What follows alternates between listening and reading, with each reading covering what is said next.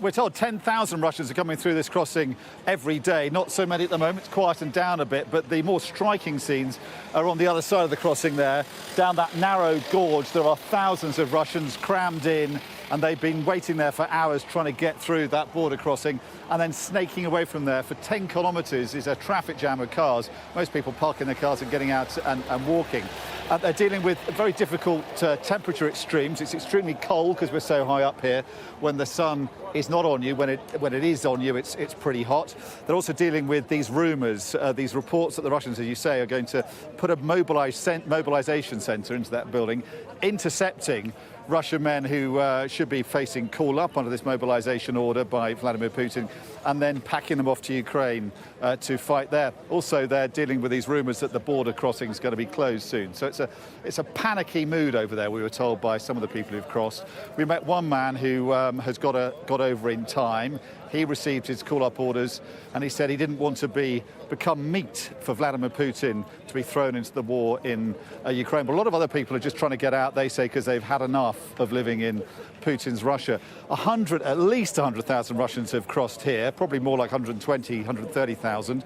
The same kind of number into Kazakhstan. We've seen a lot getting out into Mongolia and also into Finland. So Russians in their tens of thousands are voting with their feet in response to Vladimir Putin's mobilisation plan. And that's posing, I think, big problems for him, but also for Russia. There's a brain drain underway. We've met people here, from engineers to IT specialists, even a nuclear physicist, and they are just walking out of Russia.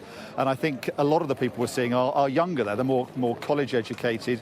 They're better qualified. They're the people who could be called up or are in danger of being called up and being sent off to fight. So they're leaving Russia, and that's a problem for Russia for years to come.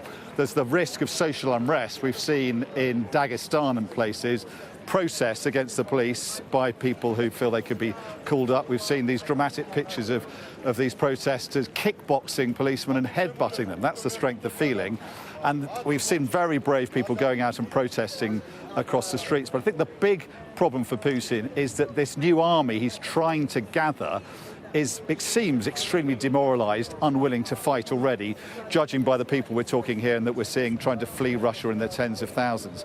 And what army in history has ever beaten a motivated, well-armed army if it's demoralised itself?